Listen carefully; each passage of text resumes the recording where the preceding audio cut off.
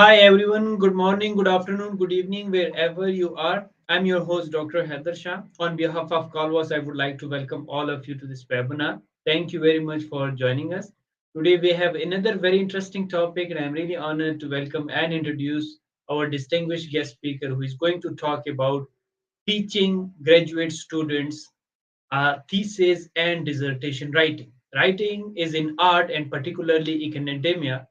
It is very technical part. So, what are the things you need to consider, and how can you improve your writing style and academic understanding of how to write appropriately? You will get the best insight because we have an expert with us in today's this session. So stay tuned because an amazing stuff are coming ahead in this session. So before we start, I would like to thank Calvas for arranging such enlightenment sessions for their support and providing us such a wonderful platform.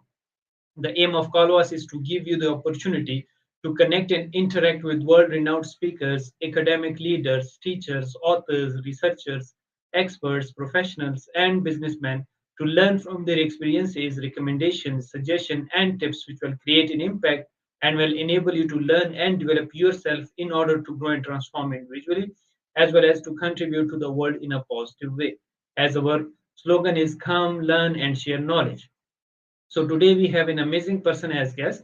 We have invited him again because previous session was a great session with him and we were receiving a lot of requests to arrange another session with him. So let me introduce him for those who are joining for the first time about the speaker formally. He is a graduate of Doctor in Public Administration from the Urdanita City University class of 2016 and a graduate of second doctorate degree PhD in the development education at the Central Luzon State University, Philippines, class of 2022.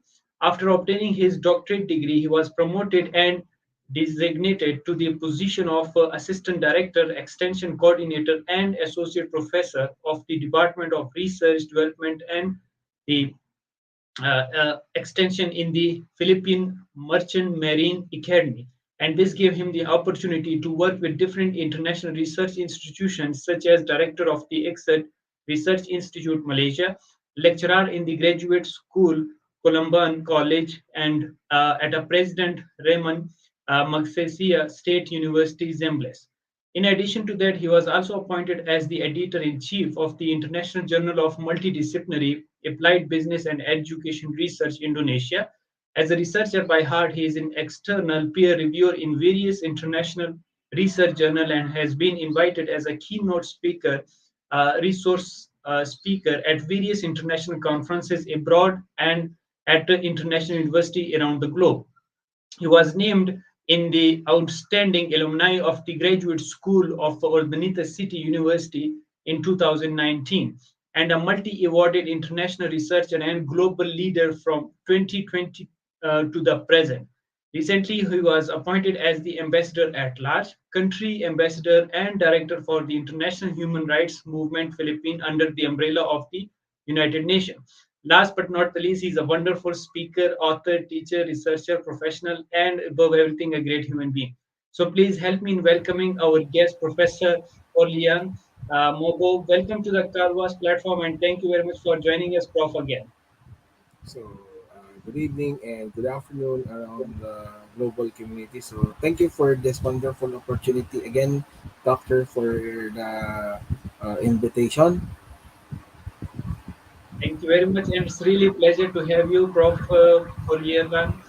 It was nice session and a great session with you last time. And now this time we are expecting again the same wonderful discussion explanation from your side. So over to you, Prof. Thank you. Yes, Doctor. So, I'll be sharing my presentation first. Yeah, sure.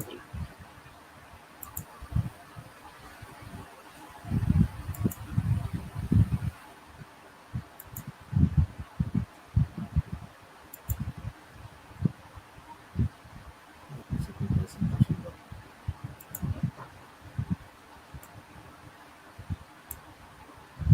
A gentle reminder to the audience that Prof will be presenting and he will leave time for question and answer session at the end of the session. If you have any question regarding the information shared today or will be sharing, you can email us or you can write in comment section. We will definitely ask the Prof to answer it.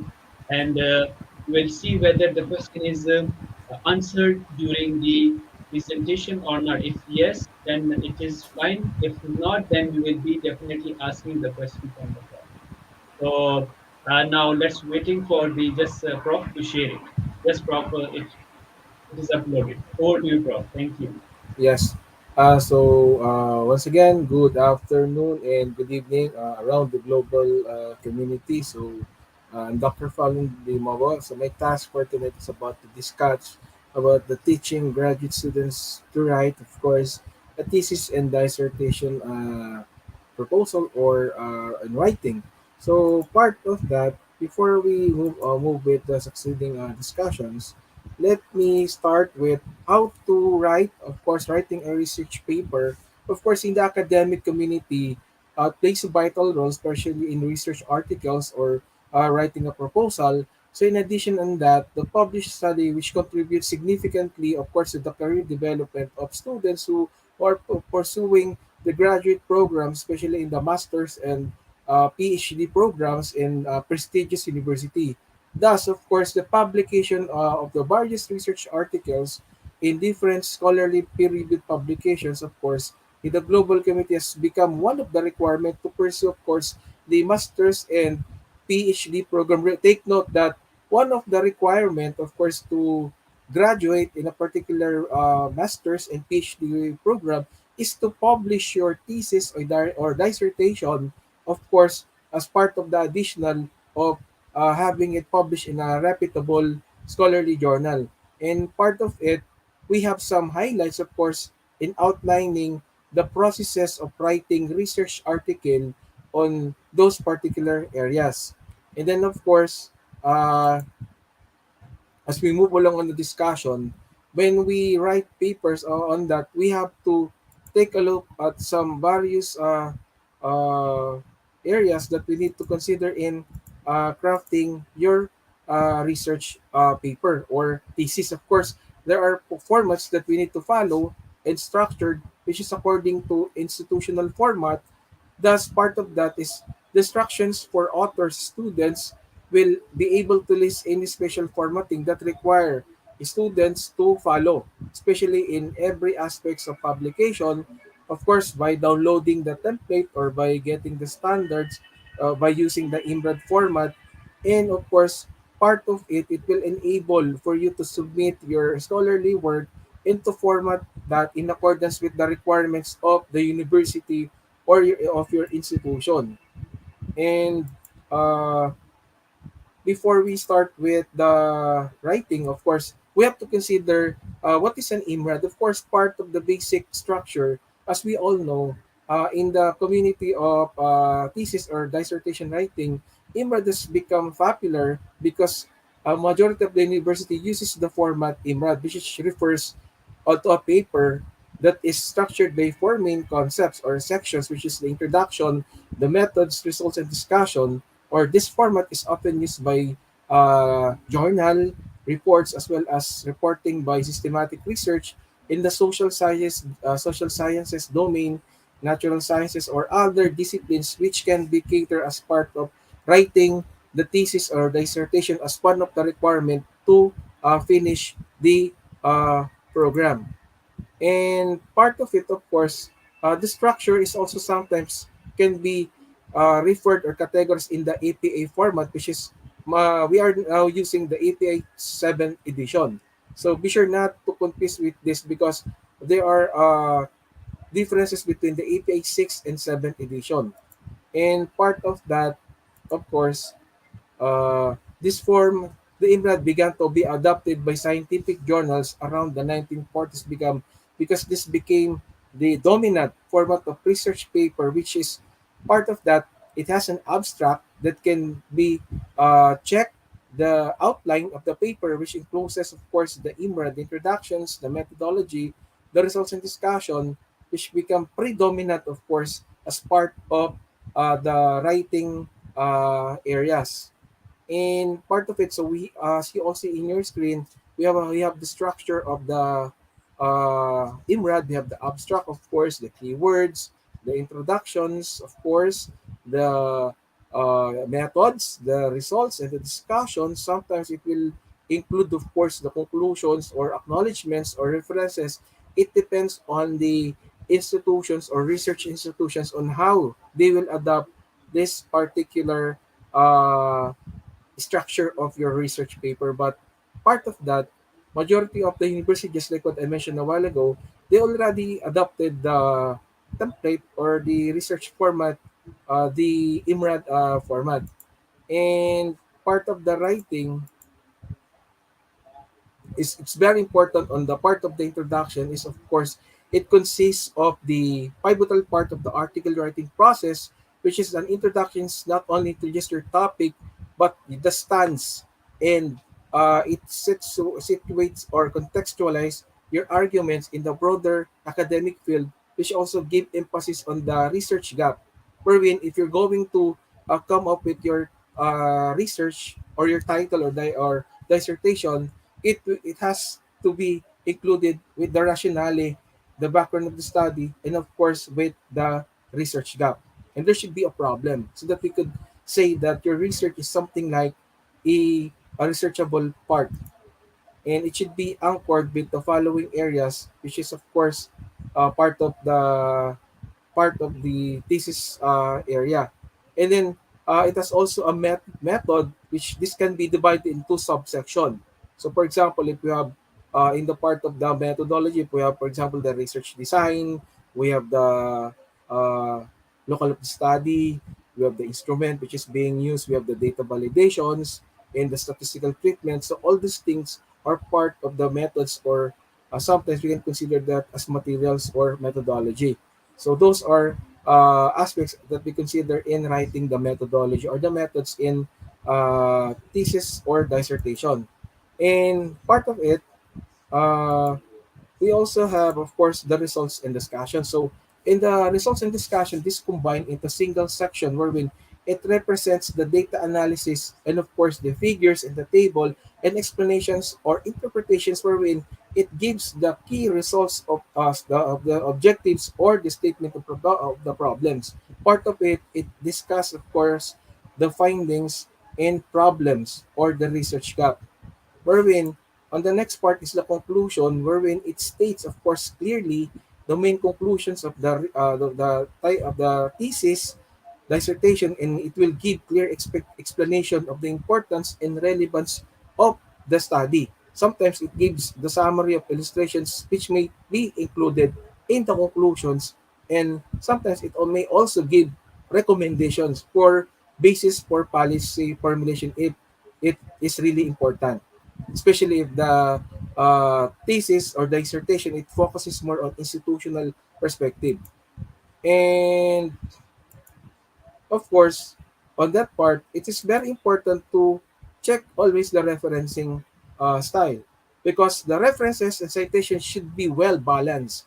Current, it should be relevant based on the literature review or in-text citations that you have included in your in some parts of your paper. Although every field is different, so you should have to cite references which are really relevant 10 years old if possible. So the studies that you have cited must strongly connected, related to your thesis or to your questions, which is being stated on the part of your introductions or in your first part of your the thesis. And part of it, you should always know what uh, kind of or edition of APA types of referencing style you're using, if that falls under the APA 6 or 7 edition, because there's a lot of comparison. So many students have used 6 in their previous education programs, but apparently the students tend to compare that by transitioning that to an APA. Sometimes they differ on the referencing style, but on the part of the in-text citations, it's almost have the same styling of inclusions in the on the part of syntax citations. And of course, formerly the type of the referencing style, the APA, formally replaced by the sixth edition, of course, and to the seventh edition, and it was released in October of 2019. Okay, and then key changes at a glance, or challenges which is being done. Sometimes it differs on the authors being cited, the referencing style, of course, the publication locations. So it depends on if you're using a journal published. Sometimes the retrieve is no longer included. Sometimes the DOI, or the object is there, which is part of the referencing style. The spelling and capitalization is there. So minor changes is really needed on the part of to format your referencing style in the uh, part of the APA 7th edition.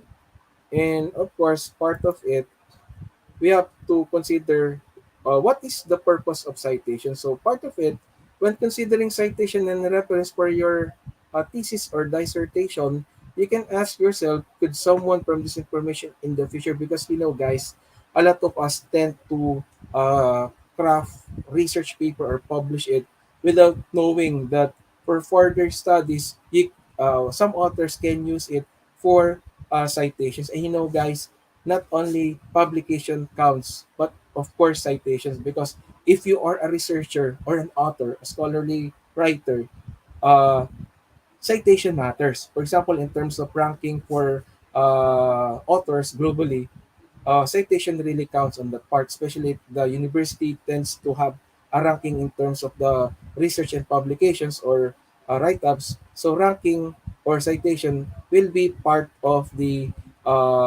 research article. So if you have articles being published, but if the articles doesn't have any citation, so it's useless. So, citation counts on the part of the authors and also for the institution. So it matters on those area.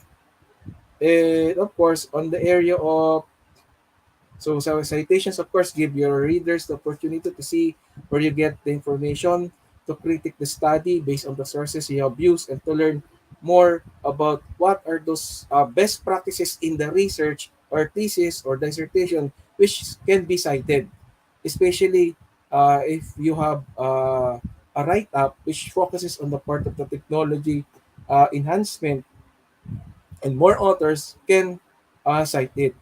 And it's very important that all of us and authors has citations, especially if we are indexed with Scopus or Web of Science. The Clearbits Analytics counts on that, particularly on the number of publications, the number of citations, the number of H index or high index. So it matters all of those aspects. And so when we write our research paper, it is very important to draw on information from range of sources to bolster your own argument. So when we craft, of course, the title or topic of your study, it is very important to consider your area of specialization.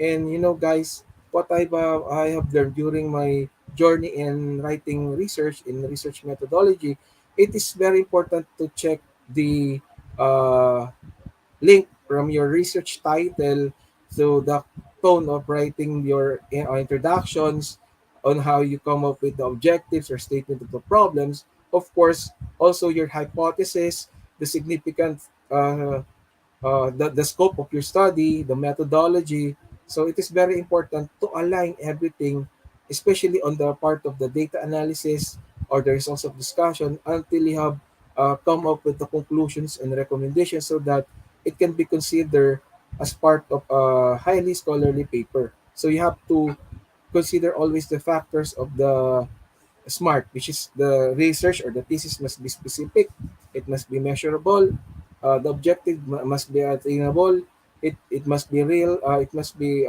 realistic, and it must be time bounded within the frame on what type of research design you have used. Okay, and part of that, when we write on the part of the research article, the process of moving from one idea to publish a paper on a manuscript can be a daunting one, because on that part we have several steps that we could consider. Of course, just like what I've shown you a while ago, crafting your title, your topic, it's very important. The relevance of the introductions, of course, the research gap, the statement of the problems should be anchored according to the title, and there should be a problem, and it should be a realistic approach. So here we would be able to uh, dissect all the parts of what are those essential tasks that can be managed, so that you can come up with a good research proposal. For example, in the curriculum here in the Philippines, sometimes we divide the research areas. For example, for the research proposal, sometimes we could come up with the introduction part, with the methodology, and with the instrument, so that on the next part of the course you can now continue with the writing, with the results and discussions based on the first part. So those are the two areas that we could consider: the proposal writing with the instrument, of course, to be, if there's a need to be validated. And on the second part is the uh, analysis, or writing the results and discussions, and uh, coming up with the conclusions and recommendation if there's a basis for policy formulation. So it depends on the tone of your writing. Okay. And of course, part of it, uh, you should determine the authors when designing a research project or paper.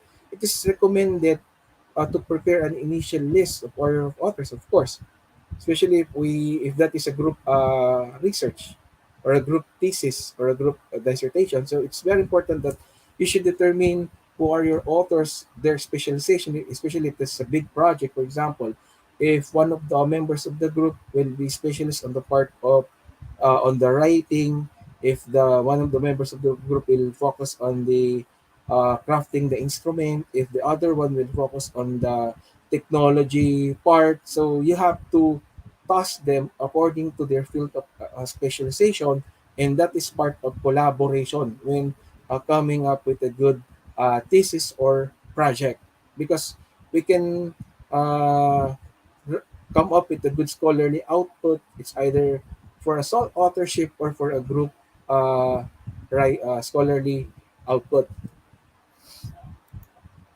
So of course, part of it, when you start writing before the experiment are complete, you should consider those ideas that you have checked, additional experiments or project to run, or additional controls that you need to add. For example, if that is a scientific type of thesis or dissertation or research.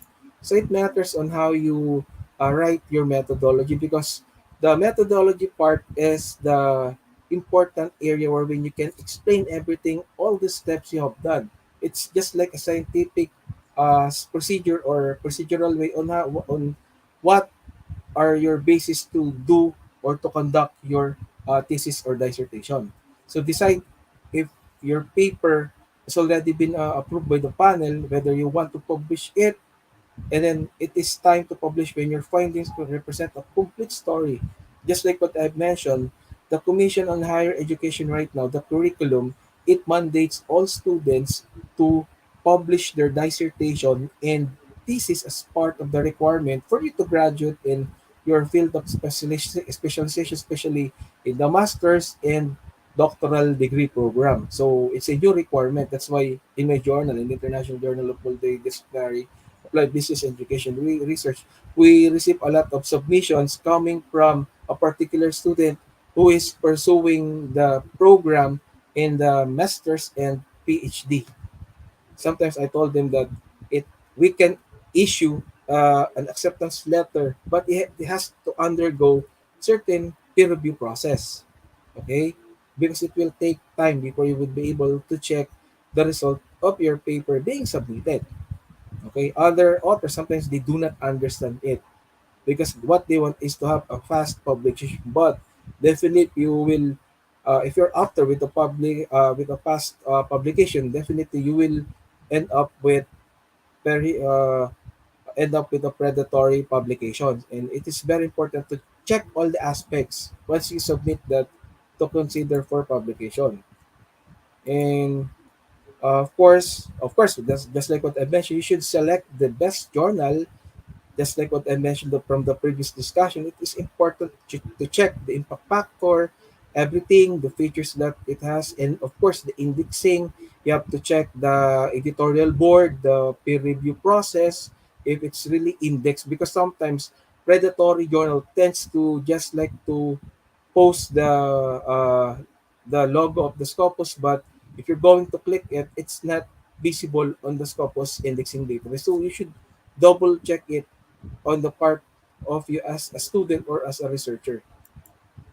And part of it, of course, the language, the scope of the study, it's very important because a lot of students sometimes the reason why they their submission has been rejected is because they do not read the focus of the study or the scope of the study, especially during the submission in a particular journal or in conference. It's very important to check always if it's interdisciplinary, multidisciplinary, or if the area is focused on language or in the area of ICT. So you better check the focus or the scope of the study.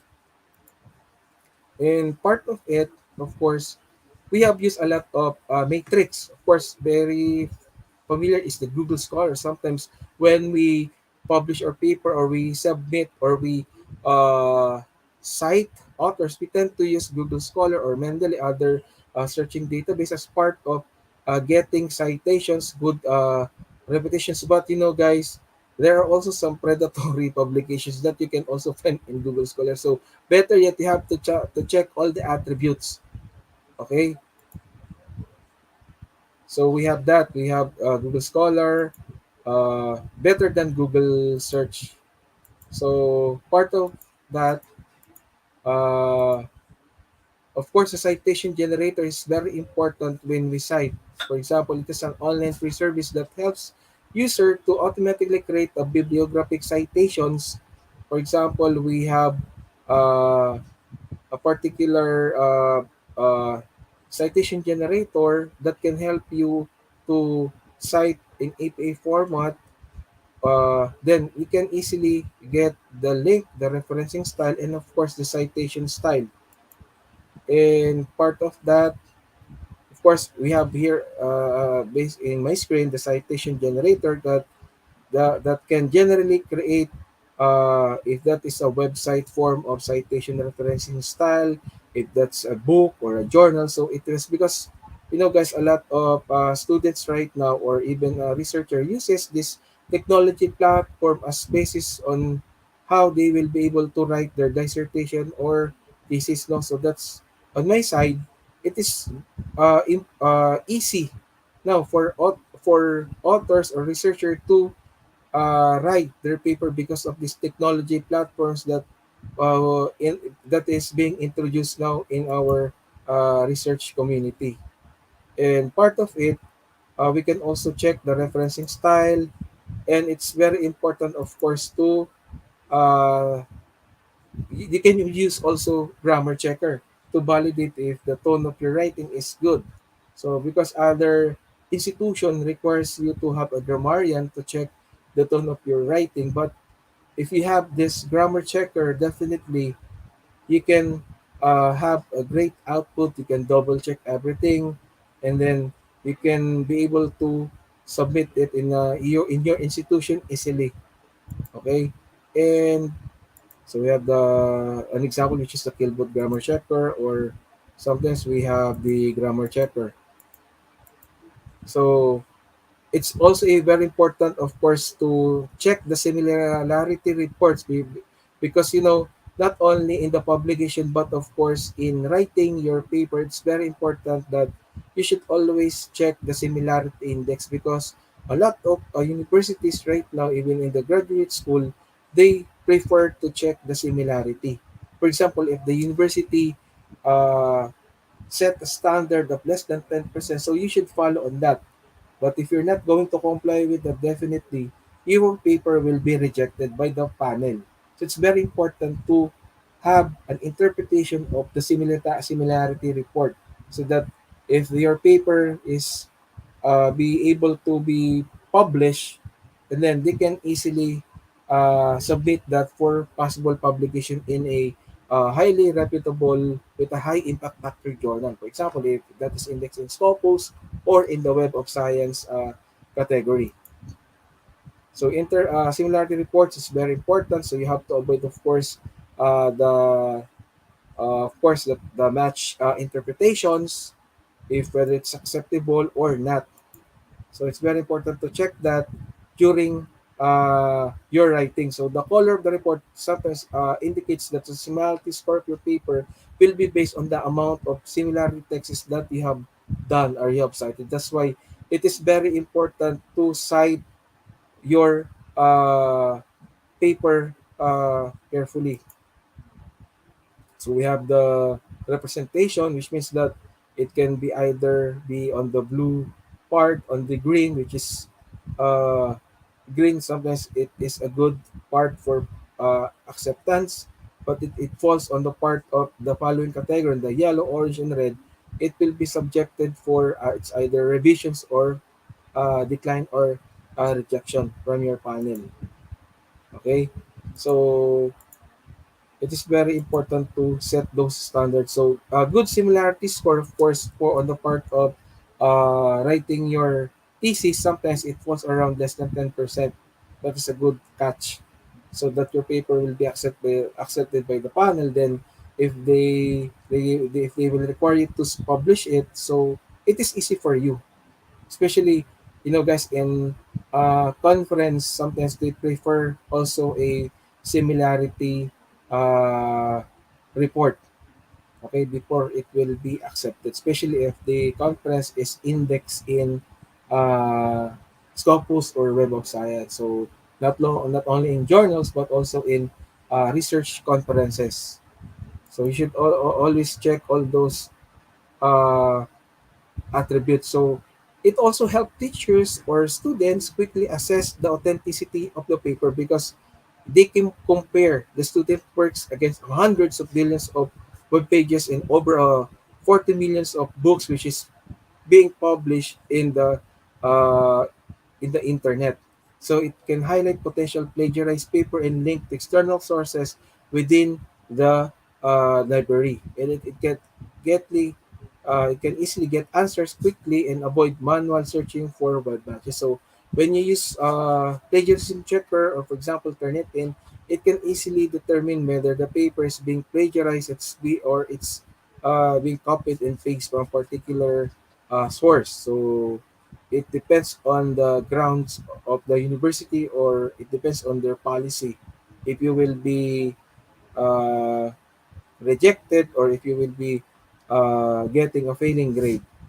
Because guys, in a bigger universities right now, they require you to write your research or thesis scholarly, not only in the research side, but also in the writing your uh, essay, reports, scholarly, so that you would be able to avoid from plagiarism issues. So you should cite those articles properly, or cite or come up with a good write-up scholarly.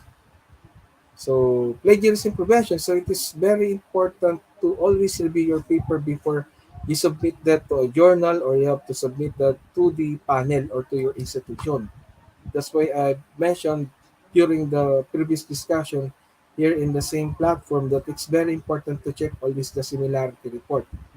Okay, so if you much better if you will avail of free plagiarism checker, or with if you can purchase a plagiarism checker just to check the similarities. Okay, because guys, in terms of similarity indexes, there is no such thing as a standard matrix. Sometimes the university will prefer to set a standard of less than 20%.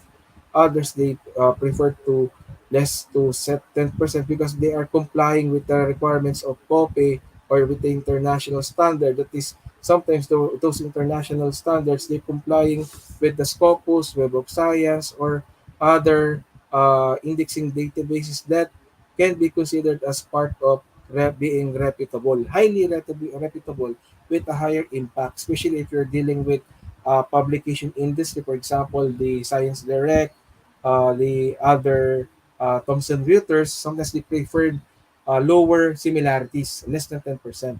So it's very important to write your article scholarly, cite it properly. If there's a need to paraphrase that one sentence, as long as you connect your thought, your ideas in that phrase, it's very important to do that. Because, guys, a lot of students tend to copy a particular paragraph or sometimes the whole paper. They just copy and paste it without knowing the consequences of their actions. But if they will learn how to write the thesis in a manner wherein they will know how to check the similarities and to do it, they follow certain policies, they would be able to come up with a good scholarly output. And if the paper is being well written, then definitely it will be accepted by the panel, or mostly if you're going to submit that for publication, it will be easier for you to your paper to be accepted in a Scopus or Web of Science, because the common problems of students or researchers, sometimes if the students is being required to submit that for publications in highly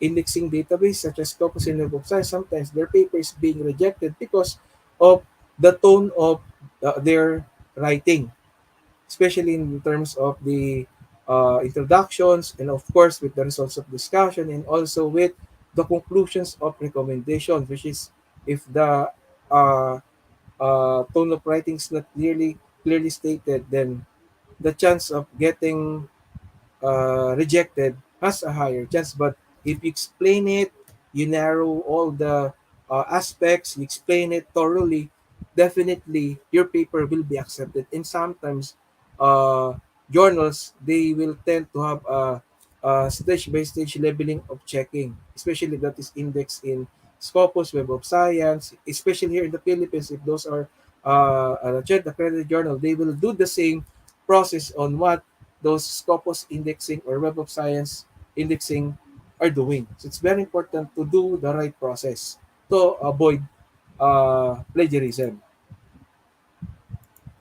And so, I think that would be the last part of my discussion. But before we end up, uh, I'd like to invite you for the upcoming writing and publishing about academic books. So it's not only about research but also about academic books. So we will be having a webinar about writing and publishing academic books this coming February 25.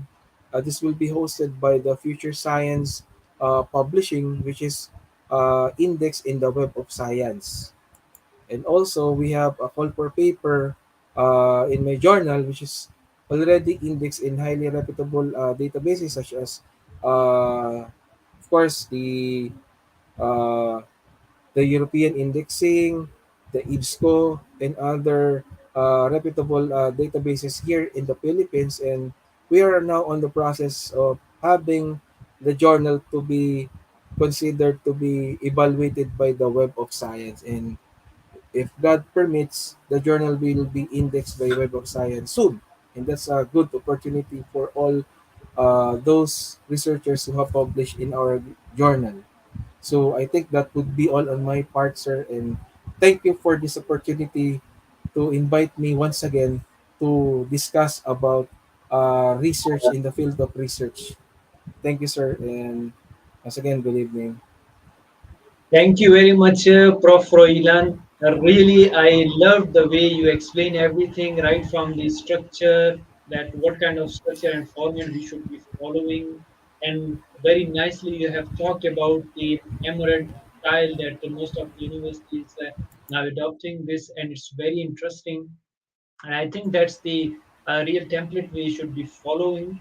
And very nicely, you have talked about each and every aspect, right, from the methodology, the discussion. And I like the way you talked about the citation, the importance of the citation. You talked about the university ranking, which is associated with the publication as well as with the citation. Along with that, the very nicely you have talked about the role of the plagiarism. and the different softwares for that, and we should be doing it because it's not helping the student only, it is helping the teachers as well, because it is there to ensure the quality of research work, and most importantly the work is authentic and genuine by the researchers. So everything you explained very well, as it was expected, because of the last session we had a great wonderful response, and this time you explained again with the same strategy, with the same tone, with the same everything. I'm really glad, and I'm sure the people who are watching from around the globe, they would have enjoyed your wonderful explanation and powerful content. Thank you very much, Prof. Roilan, for once again for such a wonderful presentation. If you allow me, should we start with the first question, please? Yes, sir. Yeah. The first question, Prof, they want to ask about what kind of challenges you faced. So they want to ask that, Prof, would you like to share with us what are the challenges you faced when you started writing? Yes, please. That's the common challenges that I have experienced, of course. Sometimes is when you come up with a good title, of course, you have to think that the author must be able to catch. You have to consider all your authors, your readers, because when you come up with a good article, you see to it that you have to consider everything. So it's very difficult because when you start to come up with a good title, a catchy one, especially the abstract, the the introduction, when you write that, especially when you start writing it, sometimes you need there's a lot of revisions. And what I have learned from my former professor from my previous university told me that there's no such thing as a perfect manuscript because everything can be rewrite again, and it can be rewrite again until you have satisfied with what have you done in your writing. So it is very important that when you come up with a good article, you have to take consider areas, especially it's a situational cases. Example, one thing that I want to share is during the pandemic, of course, still with the pandemic, a lot of things can be considered of coming up with policy based research policy base. We can come up, for example, using technological base or policy based solution. By doing that, you could be able to come at think of a particular uh, policies that will help the community. So with that, if you would be able to think that those areas that you have think, you will be able to encounter those challenges because if you end up nothing with your paper, definitely they will not patronize your write up. That's one part of my Yeah. challenge. So you should think from time to time. Yeah. Consider Thank you very factors. much. Yeah. That's very nice, Prof. Thank you. And Prof, there is one another question, I think very important one. They want to ask that, Prof, which other plagiarism software is more credited beside the Turnitin? What kind of software are there as well to check the plagiarism? Yes, please. Uh Based on my practice, 13 I think is good because it can scan thoroughly all the libraries which is included in the internet libraries because guys, a lot of universities and research institutions, even publications, they are using Turnitin. Majority of them are using Turnitin as part of checking the similarities. So for me, if you're going to use plagiarism checker, it is okay to use Turnitin. You can also rank grammar checker because they have their own plagiarism checker. So those two software, you can use it for similarity reports or similarity checking. Yes, Prof. Thank you, Prof. And there are other software as well which can be used for observing the plagiarism or similarity index. But I think they mostly they follow the Turnitin for this avoiding the similarity index. Prof, there is one another question by the one of the PhD scholar. They want to ask that, Prof, can you clarify in which tense are each chapter of the PhD thesis should be written? For example, chapter one is all about the introduction, problem statement, research question and objectives, the research gap, the research contribution. While in literature review, we have the past studies, the comparison, and coming up with the different studies which are in contrast with our hypothesis and the theory, so many things. Similarly, the methodology. So would you like to share with them that in each chapter there is the different tenses being used, or they have to follow the variety of the method in each chapter as well? Yes, please. On that part, it's very essential to align them accordingly, sir. That's number one rule.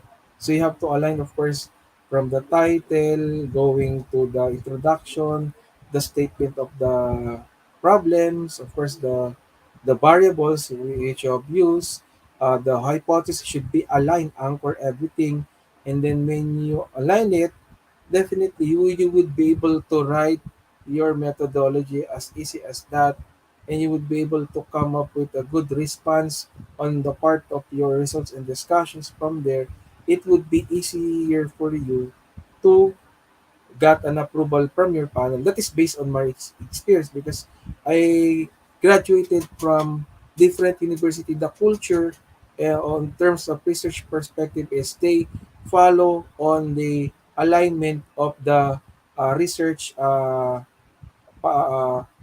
areas. For example, going to titles, going on the areas.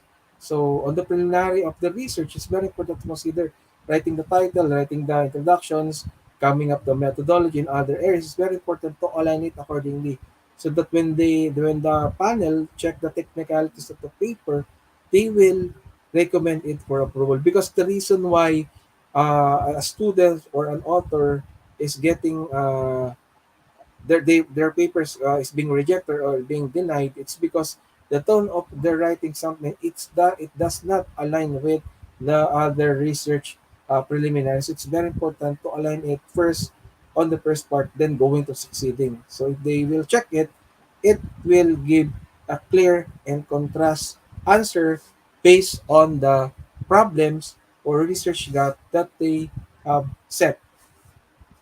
Mm. Yes. Thank you very much, Prof, once again. And one last question, Prof, since we have the time limitation, they want to ask that, Prof, our instructor says you have to learn from research papers about academic writing. So can we conclude that the more you read, the more you will learn the research tone and terminology? So it means doing more literature review actually enhance your power of writing. So what's your comment on that, please? Yeah, it's really true. Once you have read a lot of literature, for instance, if that area is focuses on the about the topic of COVID-19, or for example technology enhancement, it's better to on my part, before I could came up with a good title, I have to read a lot of literature that's saying that this study is feasible, it's viable. So from there, you would be able to come up with a good uh, proposal or title that will be accepted by the panel or by the institution. So you have to read a lot of articles proving that problems really persist, and it has justifiable literature that might help support your study. If you're going to focus on that, for example, about COVID-19, we know that a lot of topics come already being published when it comes to COVID-19 related areas. Sir. Yeah, really said, wonderful. Thank you very much, Prof. Once again, it was a great session with you. You talked about so many wonderful concepts, and you shared a wonderful experiences as well. I really enjoyed this session once again with you. What a powerful explanation and wonderful content you shared with our audience was great. Now, Prof, as you know, at the end we take the message from the guest. So, once again, your message to the world as a speaker, author, teacher, researcher, trainer, learner, professional, and educator. Yes, please. Uh, my message is uh, you should just pursue your research objectives and goal, and don't stop pursuing to or dream of having your research being published in a highly reputable journal or being accepted in a research institution. So don't stop there. You continue on dreaming something. So on that part, you would be able to achieve it, just like what I have experienced, uh, dreaming of planning of my article to be published in a particular journal. So I have already achieved those areas, sir. So thank you very much, Prof, for a very nice message you have given to the world. So at the end, please do follow our distinguished guest speaker through his research work, and you can email him for future learning and guidance. He's very generous and always ready to help the people. Moreover, a wonderful explanation and powerful content which the great speaker has already elaborated will help you to learn and develop yourself regarding to understanding the importance of the writing and how can you improve it further. So that's all we have time for today. Thank you once again, Professor FROILAN MOBO. And I would like to thank our audience who joined us. If you have any additional question about information shared today, please email us or connect to the speaker directly through his email or social media account. Thank you all for your support and liking our session. Stay tuned as many sessions are on the way. Please do not miss any session. Until next session, take care of